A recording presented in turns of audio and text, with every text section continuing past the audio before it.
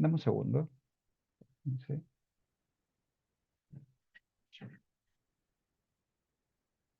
En pantalla. Antes de empezar, les puedo pedir a todos que tengan sus teléfonos a mano y escaneen este código QR que está acá, porque en algún momento de la presentación voy a hacer un par de preguntas que me colaboraría mucho su participación en este proceso. Es algo muy corto y muy breve, pero va a ser un pequeño catástrofe. Ya.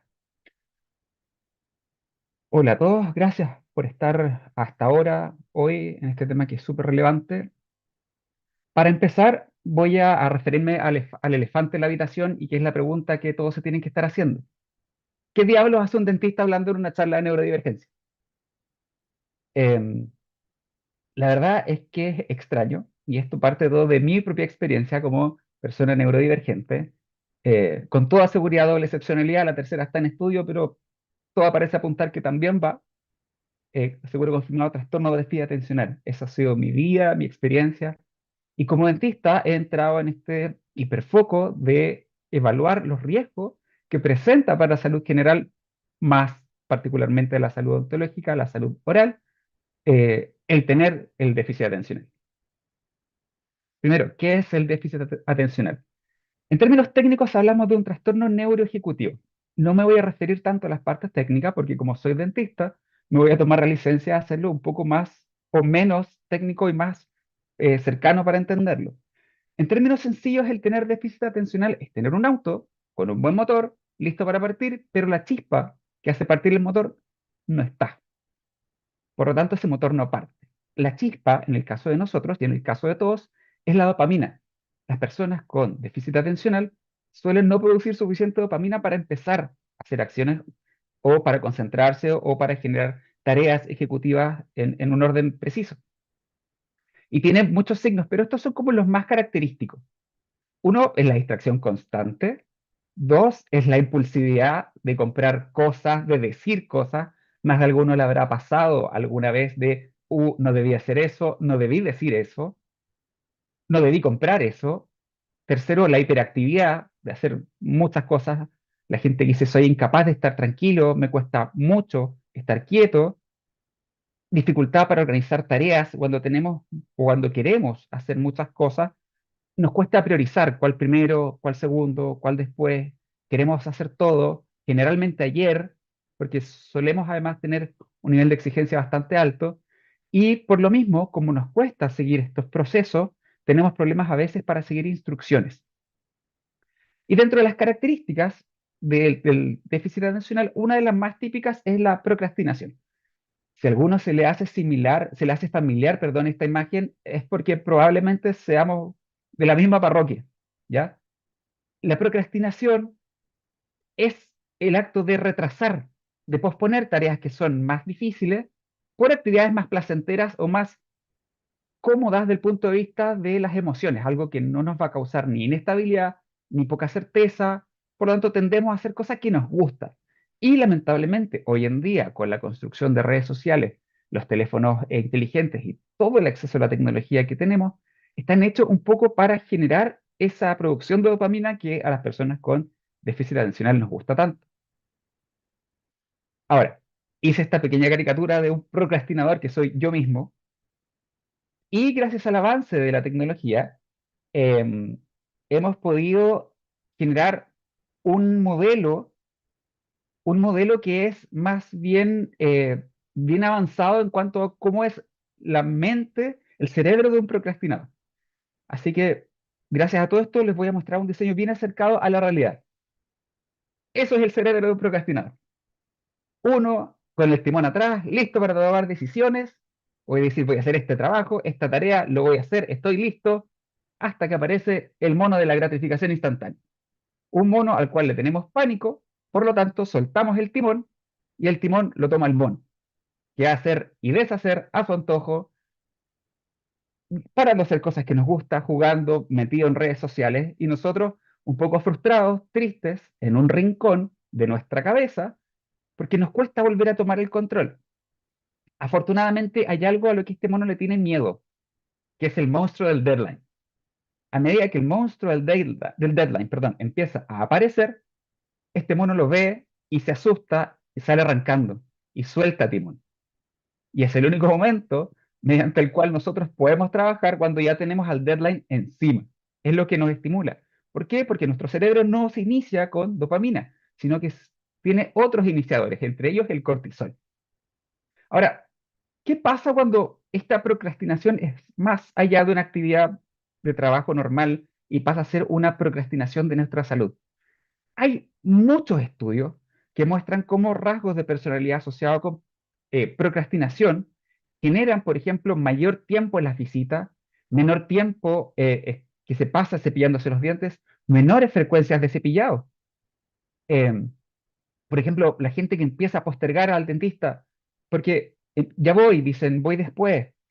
Les decía recién que las personas con déficit atencional trabajan en base al tiempo. Cuando el deadline se acerca, empieza la orden ejecutiva. Sin embargo, en este aspecto de la salud, particularmente de la salud dental, no hay tiempo cronológico propiamente tal. Lo que hay es dolor, lo que hay es daño.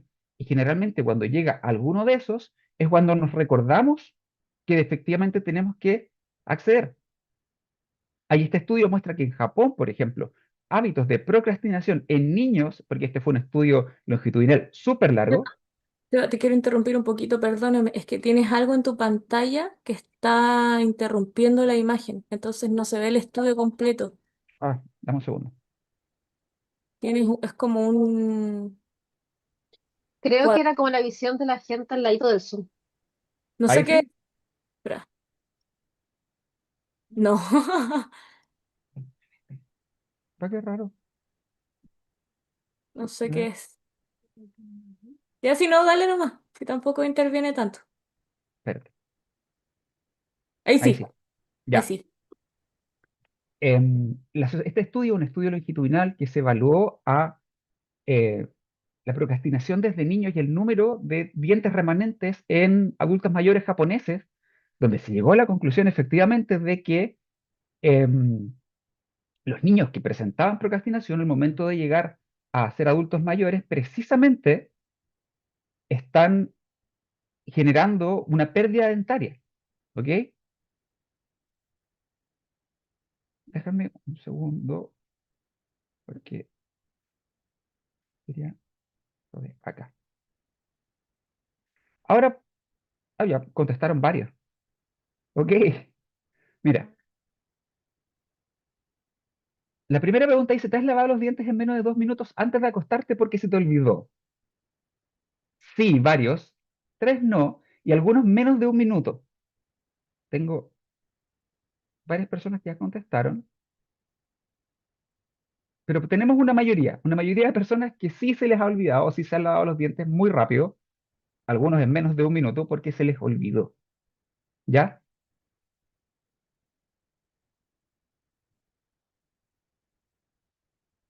Volvemos a esto. Si te fijas, la mayoría de las personas que contestaron, voy a asumir que tienen déficit atencional, se les ha olvidado, al menos, por lo menos asumo que una vez. Uy, ay, no sé qué pasó. Ya, sí, se volvió atrás. Ya. Ahora, el déficit atencional tiene varios riesgos indirectos que van a impactar en la calidad de vida de las personas de quienes los padecen. Primero vamos de lo más general a lo más específico. Tener déficit atencional durante la infancia predice conductas sexuales irresponsables o arriesgadas en la adultez joven, o distintos rasgos de riesgo se manifiestan en adultos que hayan padecido de un déficit atencional que no hayan sido tratados. Mayoritariamente conductas adictivas. Las personas que tienen déficit atencional tienen mayor riesgo de caer en conductas adictivas como son tabaquismo, adicción a estupefacientes o alcohol. Tenemos este esquema que va mostrando más o menos cómo va funcionando desde los déficits neurocognitivos a los síntomas conductuales del déficit atencional, cómo terminamos llegando a estos factores de riesgo que se dan muy característicamente. Ahora, esto ya nos va acercando un poco más a mi territorio de expertise y explora, por ejemplo, que los pacientes con déficit atencional tienen un riesgo aumentado de padecer trastornos de conducta alimentaria. Estos son trastorno con atracón, trastorno con con bulimia o bulimia nerviosa. De estos, el más común es el trastorno por atracón, ¿ok? Aquí vemos, por ejemplo, que es más común el trastorno por atracón. Hay un riesgo significativo de diagnóstico de TCA o de síntomas de TCA en las personas con déficit atencional, y el riesgo de tener un TCA en las personas con déficit atencional es 3 veces mayor. El otro punto que es un tema de riesgo es la disminución del flujo salival, que es fármaco inducida. Los pacientes con déficit atencional que están tratados farmacológicamente lo hacen con fármacos estimulantes, ¿ya? Estos van a generar efectos que van a ser beneficiosos desde el punto de vista del manejo del déficit atencional. Sin embargo, van a generar un aumento de riesgo de caries bastante pronunciado. ¿Por qué? Porque cuando nosotros valoramos riesgo de caries, la hiposalivación es uno de los puntos que consideramos para ya enmarcar a una persona como alguien de riesgo de caries elevado. Esto por lo siguiente, porque la saliva tiene muchas, muchas funciones, y por eso se cataloga como el fluido anticaries más potente de todo el cuerpo. Estos son los más relevantes, pero tiene roles antibacterianos, tiene capacidad de remineralizar, de generar limpieza mecánica, de neutralizar los ácidos y además permite la lubricación e hidratación de los tejidos. Por lo mismo, cuando nosotros hablamos en rasgos específicos de salud oral, vamos a decir que el déficit atencional efectivamente va a generar un mayor riesgo de caries. ¿Por qué? Porque va a haber un mayor riesgo de consumo elevado de azúcar, que es por el componente impulsivo del déficit atencional. Existe un menor flujo salival en los pacientes tratados y va a existir una procrastinación de los cuidados, tanto en la higiene como en los controles dentarios. Además, si vamos a otros estudios, muestran que los niños con déficit atencional tienen peor condición dentaria. No solamente tienen peor condición dentaria, sino que tienen condición dentaria de lesiones más severas, más grandes en cuanto a extensión. Y que los niños con déficit atencional además tienen un mayor consumo de bebidas y snacks azucarados. Cuando nosotros hablamos de riesgo de caries, esto es para que más o menos entiendan todo lo que consideramos en odontología cuando hablamos de riesgo de caries, que tenemos factores contextuales, factores individuales que a su vez se van a dividir en socioeconómicos y demográficos, factores conductuales, factores biológicos, y la interacción de todos estos va a generar finalmente la enfermedad y la consiguiente lesión de caries. Vamos a tener además dificultades para seguir tratamientos dentales, por lo mismo, por la dificultad de seguir instrucciones, por la dificultad de mantener algo en el tiempo, y vamos a tener un mayor riesgo de enfermedades periodontales. Tenemos, por ejemplo, perdón, estudios que muestran que los pacientes con déficit atencional tienen más sangrado que los pacientes que no tienen déficit atencional, el cual es un signo característico de inflamación gingival, y tienen una mayor prevalencia e incidencia de enfermedad periodontal, que es una enfermedad inflamatoria crónica. La enfermedad periodontal es una enfermedad que toma muchos, muchos años, que a diferencia de la lesión de caries no duele, por lo tanto puede progresar mucho en mucho tiempo antes de presentar signos visibles. Se ha estudiado bastante interacción de la enfermedad periodontal con otras enfermedades crónicas, como es la diabetes. Se ha demostrado que la periodontitis tiene un rol en enfermedades cardiovasculares, como la pericarditis bacteriana. La periodontitis, que es la enfermedad periodontal, lo que genera es la pérdida de hueso, progresiva, indolora, en el tiempo. ¿Cuánto hueso? Es relativo. Si son 10 años, puede ser reversible, puede ser tratable. Si son 20, son 30, incluso puede llegar a perderse el diente solo por la movilidad, porque se provoca por la pérdida de hueso. La enfermedad periodontal, además, es una de las enfermedades más estudiadas en odontología porque tiene relación con muchos otros factores sistémicos, como son el Alzheimer, el más destacable para el punto que quiero tocar. Hay muchos estudios que han hablado de que esta inflamación crónica, esta inflamación sostenida, tiene factores relacionados con la neuroinflamación con la cual se asocia el Alzheimer. Mediadores inflamatorios que se asocian con la enfermedad periodontal también se encuentran con la enfermedad de Alzheimer, como son la interleuquina 1 beta, el interferón gamma, el factor necrosis tumoral gamma, perdón, que están muy relacionados con el desarrollo del Alzheimer. Por lo tanto, hoy día se sabe que la enfermedad periodontal y el desarrollo de Alzheimer son dos cosas que van bastante, bastante cerca. Ahora, aquí antes de pasar al final, que ya vamos a terminar, quiero que me acompañen en una relación que quiero proponer. Esto no está estudiado, es netamente un carril mío después de ver todo esto, pero pienso que tanto se sabe, por ejemplo, que el déficit atencional está relacionado en muchos puntos con la enfermedad de Alzheimer. Se sabe que la enfermedad periodontal está relacionada con la enfermedad de Alzheimer y se sabe que el trastorno de déficit atencional está relacionado a su vez con la enfermedad de Alzheimer. Yo creo, existe la posibilidad, y esto es solo una teoría, de que todo este proceso inflamatorio parta desde el déficit atencional, la dificultad de establecer hábitos, que nos va a mantener una higiene que es difícil de entender, o sea, difícil de manejar muchas veces, que esta inflamación se va a mantener de una manera crónica que en el tiempo va a generar todos estos procesos proinflamatorios que van a estar asociados con la enfermedad de Alzheimer. Ahora, la pregunta finalmente es, sabiendo todo esto, ¿qué hacemos? ¿Cómo prevenimos? ¿Existe una manera de prevenir? Sí, hay que tener súper claros los puntos que podemos manejar. Primero es tener un enfoque preventivo, evitar ir al dentista cuando duela, cuando pase algún daño, porque además, siendo súper honesto, mientras más grande el daño, más costoso es. Partamos por esa parte importante primero. Segundo, las consecuencias de ir cuando ya empezamos a tener problemas son más difíciles de corregir. El segundo punto es el manejo multidisciplinario. Si sabemos que el déficit atencional genera todo esto desde las consultas, no basta solamente un área de la salud para manejar esto. Si los psicólogos, los psiquiatras manejan pacientes con déficit atencional, por ejemplo, que están tomando fármacos, interconsulta al dentista. Desde nosotros, si sabemos que estamos atendiendo pacientes con déficit atencional, pero que no están siendo tratados, derivamos con psicología, con psiquiatría, para poder ayudarlos a tener estos manejos y poder sostener conductas que son saludables. Los controles que sean periódicos. ¿Cada cuánto?